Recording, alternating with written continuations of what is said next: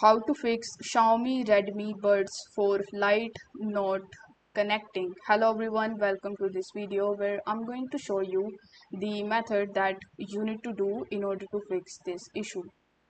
So if the device can search for the Redmi Buds 4 Lite but cannot connect, it may be that the Bluetooth data of the device is abnormal.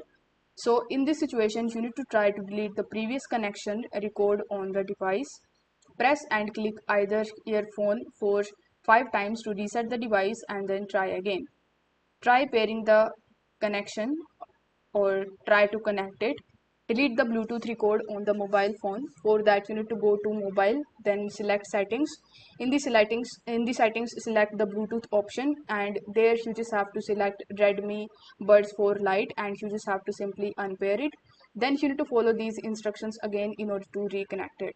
So you need to just use this method in order to fix your problem. I hope the video was helpful, and if it was, then don't forget to like the video and subscribe to the channel. Thank you so much for watching.